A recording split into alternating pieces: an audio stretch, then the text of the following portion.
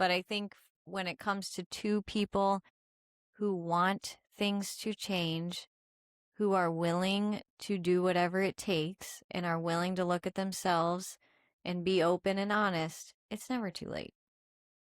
And I think, yeah, so that would be the issue, is when one partner is not willing to do that.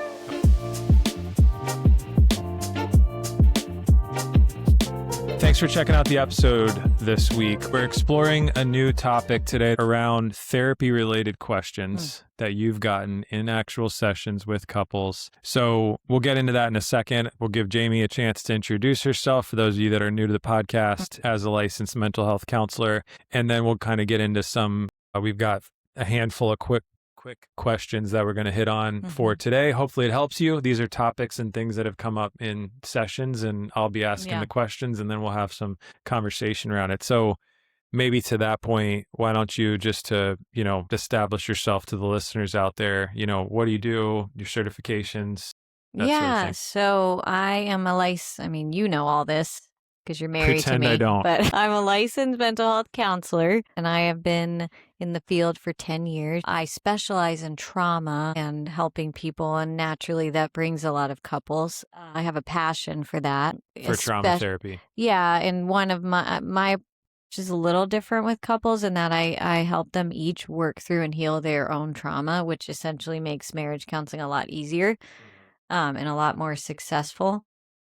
So that's just a little piece of that. But I also work with a lot of individuals who come in, and a lot of those people ask me these questions too, because sometimes their spouse is not coming in with them, or they don't necessarily want to do marriage work. They want to work on themselves. So they're asking me as it relates to their marriage situation. So I see that a lot too. I'm just specializing in trauma. That's a big piece of it. So yeah, I love helping people heal from trauma because of my own experience with that and just the healing that God has brought me. And obviously I love marriage. So it kind of works in that way. Yeah. But yeah. No, that's good. That's it. One other thing. I don't have all the answers to everything, but because of my training and my skills and my experience, I can offer some good insights, I think, on some of these questions. But that doesn't mean I'm going to have all the answers to every question. Right. No, and I think we talked about this even on the last episode. There's no substitute for getting, if you're at that point, either in your marriage or yourself as an individual, like just to put a PSA out here, there's no substitute for you seeking therapy on your own. Or with your spouse, if it's a marriage related issue or something that you need to go to seek counseling together on, like no substitute for that. And I think you hit that really well in the last episode around communication. Maybe like quick comment that I would make. We talked about this a lot, even in writing our book, around most couples wait too long to go to therapy. Like any comment on that, like before we even dive into the questions? Yeah, sadly, a lot of couples will go to therapy because one of them is saying, hey, if we don't go to therapy, I'm going to divorce you. And they're kind of already out the door. Or the other one doesn't really actually want to be there. They're just there to appease the partner who's ready to throw in the towel, and their heart's not in it. And that often ends in failure because there's just not a lot in it. Also, sometimes they go as that ditch effort. They both do want to be there, but there's so much damage that's been done, or they're really unwilling to do the changes that are necessary to heal and get things back to where they need to be, so it doesn't work out. Puts too much pressure on the therapy. The most successful couples therapy that I've seen is when they come in, they still are friends. They still love each other. They're just trying to work out some issues, and they do. They're able to get to that place. So I think those couples that are too far gone, they could have done that much sooner, and they would have had the help they needed to not get to where they got in a lot of cases. So if you are in that position where things are okay, but there's some issues you cannot get to resolution on, just find somebody who you feel safe with, who you trust, who's qualified and capable. And if you try one, this is another thing I would say. If you try one and you have a bad experience, you don't like it, don't quit. Try again. Because that's a sad thing I've heard a lot. Yeah. Where it's like, well, it was terrible. I don't want to go. that could have just been that person. Like, Mhm. try again and talk to people who've had good experiences. Get a good referral Right. from somebody who has had good experiences. Yeah. So yeah, That's anyways. good. No, I think it's important to get some of those like ground rules out, and even our beliefs, and obviously, more so Mm-hmm. yours coming from a clinical perspective. So to set the table, these questions are a combination of the profound minds on Reddit, ChatGPT, but also, I'm joking, but also in fairness, like to actual real things you've heard I've in heard them sessions. all So personally. we kind of talked through, just for all of you listening, like we looked at a pretty lengthy list of questions and we kind of prioritized them based on what you've heard Mm-hmm. directly. And even things like we can unpack these questions, as I mentioned at the top of the episode. Like we'll sprinkle in some of these episodes throughout like our usual weekly episodes that we drop. So, definitely don't want this to be a one-time thing. I think there's a lot of value in it. And yes, I'm biased, but obviously like leaning on your experience as a therapist, there's a lot there. So you said something that transitions like perfectly into the first question. Mm. I think is probably like super, super common to hear around like waiting too long to see a therapist. So the first question, one of the most popular questions online in terms of what are people asking their therapist, is it too late for us? So you've gotten that question, like maybe unpack that a little bit. Yeah, I mean, I think there are factors where that's possible, like when there's been abuse or when there's a complete lack of safety, or when one partner is ready to be done. So, like, Okay. if you're being asked, is it too late? But one spouse is saying, I don't want to work on this anymore. Well, obviously, it's Mhm. too late. But I think when it comes to two people who want things to change, who are willing to do whatever it takes and are willing to look at themselves and be open and honest, it's never too late. And I think, yeah, so that would be the issue, is when one partner is not willing to do that. Okay. So yeah, I do think it can be too late in those cases. But I think, again, two people both willing to do what it takes to repair what needs to be repaired, to put in the work equally, it's not too late. Yeah. Well, one thing just in all of our conversations over the years, I mean, like you said at the beginning, you've been doing this for 10 years, which I can't believe it's been that long. But then in some cases, I feel like it feels like it's been longer than that you've been practicing. But you've said this to me a bunch of times, but I think it's worth repeating. A lot of the times, your role as a therapist, and I don't want to put words in your mouth, but your role as a therapist is guiding people to, not in every case, certainly not with trauma therapy in some ways, but situations like this, your role as a therapist is to guide people to find the answers themselves. And so if I'm hearing you, what you're saying there is like people asking their therapist, is it too late for us? Like really only they have the answer themselves, 100%. right? I mean, you're not going to be able to help them with that. Their therapist in Topeka, Kansas isn't going to be able to help them with that. Like it really is Yep. up to them and their spouse to determine like, Yeah. And that's how much even, work are you willing to put into this to make it work out? that's even an answer I would give. Well, it depends on you and your Yeah. willingness to look at yourself and to change, Yeah. and your partner as well. Yeah. Because one person cannot fix something that's broken when it involves two people. Yeah. Yeah. No, that makes sense. But maybe before we move on to the next question, there are circumstances and situations, I think you touched on that, where like what to you would indicate, and I almost hesitate to ask this question because we're of the mindset like there's hope no matter what circumstance, but like what are some examples of where it probably is an indicator that it's too late? Yeah, I mean, when there's abuse, I do not counsel any kind. people in abusive situations to work on it. My ethically is, you need to be safe. And that's on a level that's just not right and not safe. That is not healthy. When there are things like infidelity, that's their choice. Now, I would say this, if that happens and both partners say, we want this to work, then you have to actually repair it. And you have to work toward, both of you, healing and moving forward, which can take years. I've seen where one partner wants it to be real quick, the one who was the offender, that's not the way it works. So you Yeah, need to that's give good. as much time as needed. If you're the one who was betrayed and you're like, yeah, I want it to work, I'll do what it takes. But 5 years later, you haven't done the work, you haven't healed. Now it's kind of like not fair to like you chose to stay.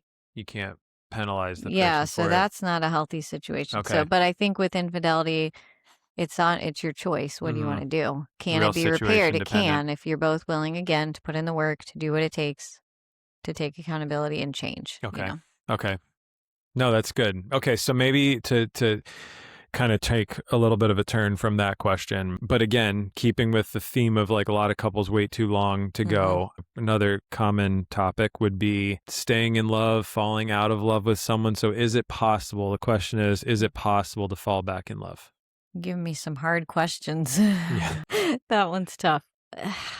This is hard because it's like, what's the definition of falling in love? Mm-hmm. I Okay. think when you meet somebody that you're really enamored with, you're attracted to, you enjoy their personality, what I think is present in the beginning, which feels, again, just my perspective, which feels like falling in love, is like a deep adoration and excitement, feelings of affection and warmth. And those things are easy in the beginning because there is no conflict. There's nothing really too tough at first. You're just getting to know them and that's all there. So I think if that was there in the beginning and it falls away, it can be there again. If Okay. you figure out what happened to it Okay. and then Yeah. you find out what that was and you resolve it, you can get back to it. The problem is love, as we all know, is an action. It's choices that you make when you look at scripture, if you're a Christian and you view it in that way. It's selfless, it's sacrificial, it's serving. I think more when people say fall in love, it's like that, those feelings, those emotions, Okay. which That's ideally good. you'd like to maintain throughout your marriage. So Yeah. if that's fallen off, but it was there before, you can get it back. I do believe that. You just have to figure out what went wrong and then do what needs to be done to repair it to get back to that Like place. really assess the situation. Yeah. What caused Why you? did that stop? Why don't I feel that now? What do I need to do? Yeah. If that makes any sense. I don't know. Of course. No, of course it does. Yeah, it's almost like where did you go off track? I mean, it's kind of the case with anything in life, right? Like if you were in shape and now you're not, well, where did you go wrong? It was diet, I stopped running, whatever the situation is, it's the same concept. Like how do we get our marriage back to being healthy? And I think like not that I want to go too much off topic because I know we've got some good questions here teed up, but what about the people that say like, well, the truth is I never really did. I never really was in love with my husband, with my wife. I mean, you've encountered that before, I'm sure. Yeah, that's a really sad scenario because that's the classic case of why'd you get married? And it's whenever they respond, it's always for wrong, bad reasons.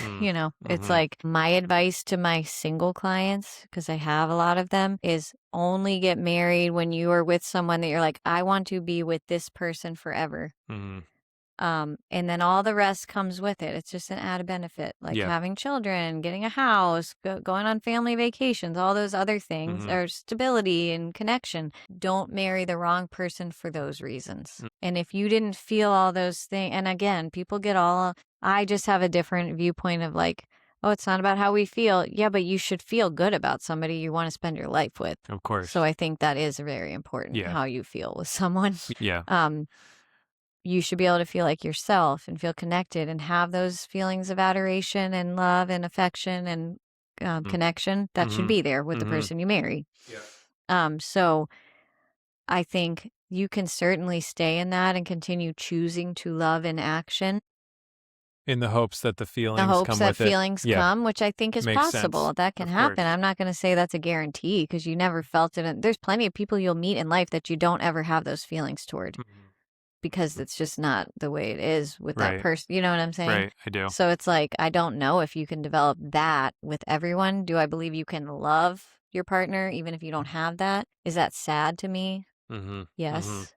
But I think if you really put in the effort to show them love and to connect, that can develop. I think it just goes back, anybody single listening, if you are, just make that choice really cautiously who you marry, because so many times people have said, well, I thought those things would come. I thought I would find a feeling of affection and like Mm. attraction and adoration and and it just didn't happen. Mhm. Okay. Mhm. That's the most common thing I hear when people are like, I should have never married this person. They knew from the beginning. That's so typical.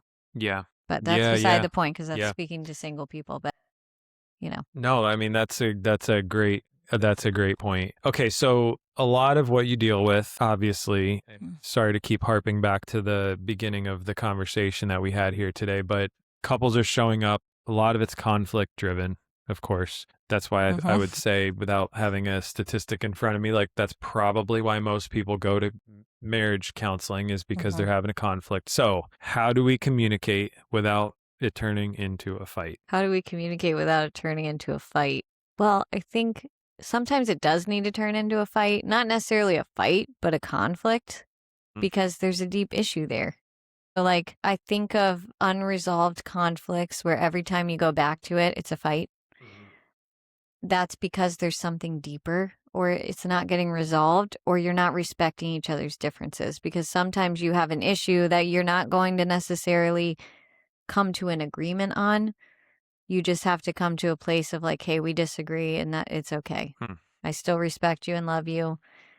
We don't have to see eye to eye on everything because that's not real life. Mhm. And if you do see eye to eye on everything, one of you is probably caving just to keep the other one Mm. happy. So I Mhm. don't think that's actually healthy. Yeah. When I Yeah. hear people, oh, we agree on everything, my first thought is, Probably which one not. of which one of you is just going along with everything Yeah. to appease the other Yeah. one because you are stubborn and don't want to change any of your, or like compromise. Yeah. Anyways, that's a No, different I'll issue. comment on But that quickly because I know this is like an episode topic in and of itself. But I think even our pastor at church recently talked about when he hears a couple say like, "Oh, we've been married for 30 years and we've never argued." Like, not a something's good wrong. thing. That's not a good thing. And I think that gets too often portrayed as like a positive thing that you don't have conflict. Like we have had a lot of conflict. We do occasionally have it's about having the right conflict. I know that's a topic itself. I want to stay on point with the questions, but I think yeah, that's a good point to emphasize though, like you said, if you're getting the flip side of the question, if you're never having conflict, not a good thing because there's something in there that's either not being shared like you said, or that's being like covered over, brushed under the rug, One of you is in control and avoidant. the other one is being controlled. Yeah. Not good. Yeah. Yeah.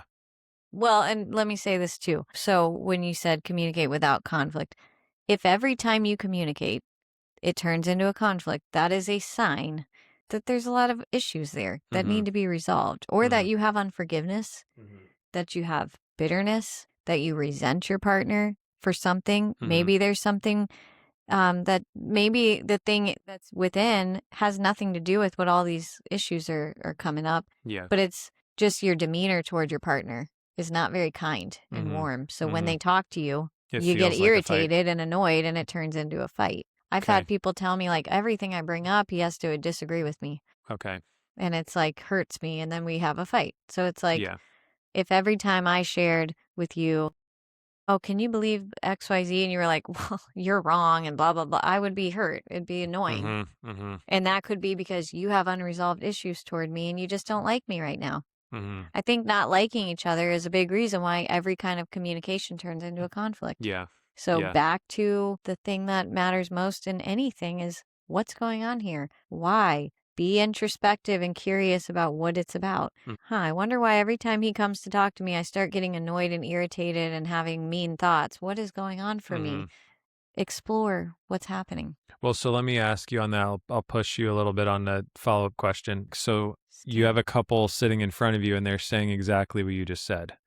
What do you guide them towards? Like how, to your point, how do you get to the root of what's actually hmm the cause of That is, that bitterness or resentment or whatever the yep. situation is? So sometimes that can, if there's not a lot of safety, if there's a high conflict, Mhm. I might recommend some individual sessions to explore what's going on. Because when there's high conflict and you can't really dig into a thing together, it's not Mhm. very effective, Okay. which is why I think, When they're together, the two yeah. So it's spouses. like, hey, I think we should have a couple of individual appointments to figure out what's going on for you personally. Okay. And then you help them dig in, which I use like trauma-based techniques like To explore yeah, what's at the root. ART, brain spotting, Okay. those types, body awareness stuff. You can always figure out what it is. That's just my experience. I'm going to tell you. I Okay. mean, people might disagree with me saying that. If you're willing to look, if you're willing to dig in, you will find out what it is. If you need to go by yourself, hey, every time my partner talks to me, I just feel angry and I don't like hearing him speak, and we can't talk about anything, even stupid stuff. You can figure out what that is. What's the cause? Okay. Yep. Okay. If you do the work. Specifically, I do brain spotting is very powerful for that because it helps you uncover what's going on underneath. So it's hard to do that with both. You can get there with the couple, but the problem is sometimes they don't feel safe going there with their partner there because it's a really deep issue, and you might need to help them heal first, and then you come back and they're able to talk about it. Okay. In the joint session. And then that's where you see restoration, like through that. And then that's where you heal, and then you work toward forgiveness. You have to do both. Yeah. Yeah. So it's almost like, and that makes perfect sense, like maybe to repeat it back, like in non-therapy, my non-therapy understanding of it, like there's usually something going on with one or both of you personally that's causing you to have the same fights, the same issue around conflict all the time. Yep. Or your disposition towards it. Yeah. So dealing with that individually is the key to then fostering that rebuilding together. It can be. You could do it together. But I mean, there's another thing, John Gottman, who we really respect. He has something called dreams within conflict, which might sound a little confusing, but the idea is when you keep having the same fight over and over, or you get really triggered about something that seems small, there is something deeper. And what is it? Figuring out what it is. And he kind of helps you with it. He's got a handout about that. You can even look that up, Dreams Within Conflict. Just questions to ask yourself to figure out, what is this about? Why is this so important to me? Why does this get me so upset? There's something more. It's not necessarily about the issue that we keep having this revolving problem with. There's something deeper. Okay. Well, it's funny because that was the question I was going to bounce to, is why do we keep having the same argument over and over again? And I think you're touching on that. That could be it. There's something deeper. Yeah. So like, I'm trying to think of something just personal between us over the years. I'll come back. It'll come to my brain. But it could be that one of you is unwilling to bend and is very stubborn, and there's no resolution because you just want to win. One of you wants to win. But it could also be that there is a deeper issue that needs to be resolved. You could be getting triggered and you're not doing your own healing, and that's why it keeps happening. So there's multiple things that could be happening when there's a recurring fight over and over, same thing. It never gets any better. Yeah. It could just be an issue that you can't get to an agreement on. And you might believe the lie that you have to agree on everything. And that kind of I talked about before. The thing is, when you're compatible, you should agree on most things. And you should talk about that before you get married. Like, what are your thoughts on all these things? And if 90% of it you disagree, that's probably not going to go well. Right. So or I think foundational like big topical things. Yeah, agree. That's hard. But like you and I, we don't disagree on too much. There are some things, but we've just been willing to accept, like, well, he sees that differently. Have there been times where it's like, no, I want him to think of it the way that I do, and we just keep going. Eventually, it's like, this is stupid. It's okay if you don't see it the way that I see it. Yeah, so I have two comments. The first one you said a couple minutes ago around like winning the argument, and I think like that has got to be like dispelled. Like if your goal in a conflict is to win, you're not going to win. Like if that's your mindset of like winners and losers in an argument, like that's going to negatively impact your marriage for sure. So that's like one point. If you win, you lose. Right. Because you just hurt your partner. Right. The second point that you just talked about is around what you just said about agreement. Like, and I do completely agree with what you're saying there. And I would even say for us personally, like that, I can think of some examples where like I've been okay to agree to disagree, and I can easily like move on. And by the way, we're talking about small things that are just part of everyday life. But like there's absolutely been things where I think when you do have one partner that's very passionate about something and they want to convince their spouse to believe the same way they do, or view something the same way they do, or hold the same position as they do, like, well, maybe that isn't the case, Yeah. and your partner can respect that you feel that way. Maybe they don't agree, and you don't need to have an argument about it. And I think I'm glad you brought that up, because I do think that that's something we've even encountered ourselves. Yeah. Well, and when there's all that passion, that goes back to that dreams within conflict thing. When you're so passionate and intense about it, and you can't bend or you can't accept that your partner doesn't agree, there's probably some deeper meaning Yeah. for you about it. Yeah. Yeah. You know? Yeah. Like, I don't know, it's something dumb. I think about how hard it was for me to let you keep, and I talked about this in a different episode, pushing our daughter to ride her bike. And I was like really worked up about it. Like, she doesn't want to, don't make her. And you were like, no, she should. It's a good thing to learn. Well, the deeper pain and meaning for me was that nobody really taught me how to ride a bike as a little kid, or nobody cared. So I was like, okay with her not doing it. And like, okay, I figured that out. And then I felt like, well, that's stupid. Once I uncovered the reason, like, that doesn't even matter. Who cares? Like, and then she was so happy that she learned how to ride the bike. So there's something deeper to some that you things. got to get to the root of. Yeah. Yeah. Well, let's end on this one. So couples come in, they're just at wit's end, exasperated, or to your point earlier, like you got one of the spouses that's come in for a session, and they're asking you, like, I don't even know what a healthy marriage looks like. How do you respond to that? Like, what does a good healthy marriage look like? Yeah, and I think, like, with this kind of question, I don't have all the answers, but I can say, whenever I'm thinking about something like this, I think of our marriage and I think, okay, I'm happy. I feel supported. I feel understood. I feel encouraged to be my true self and supported in my God-given dreams. I feel respected. You feel respected. You feel seen. You feel cared for. It's where you're meeting each other's needs in a healthy way. You're not selfish. You're selfless. You're, okay, what does my partner need from me today? Versus in an unhealthy marriage, what can I get out of my partner? Yeah. So I think that's one aspect is there safety? Is there trust? Do you resolve issues to the best of your ability? Again, that doesn't mean total agreement, but you get to a good place with it where you feel it's okay. When there's anything lingering in your mind in a healthy marriage, you don't let issues linger around in the background without speaking up, without communicating.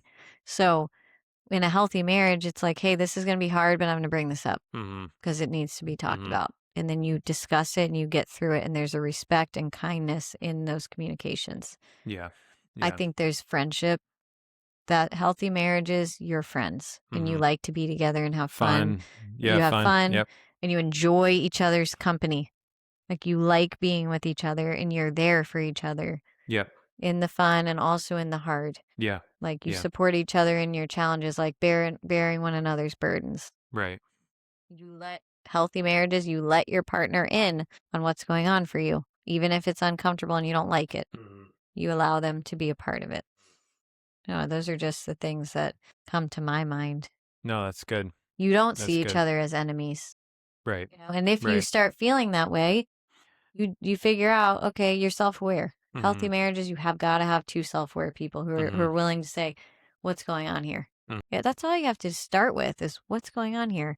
And then a willingness to do what needs to be done when you discover what it is. Well, that was the comment. I know there's a lot that goes into a healthy marriage, so I'm trying to, like, think of everything. Distill it down. No, and I was going to just add, I mean, you're hitting on all the things, I agree with, because we talk about this all the time, but it's also putting in the work. Like, you each have to work, like all the questions we talked about earlier, the self-work that's required to then make the marriage work. That can be true for issues, but it can also be true for marriage as a whole. Like, it's two people each working to better themselves, and in doing so, they better their relationship. Yep. Yeah. You care about what's important to each other, and then you support each other in those things. Well, thanks for joining us this week. I hope you enjoyed the episode. Please do feel free to drop us your questions as well. Yeah. You can go to hello@littlebookboldmarriage.com or just find us on social media and drop us some questions, and we'll for sure bring them up and answer them on the podcast. Yeah, and I don't have all the answers, but hopefully I said something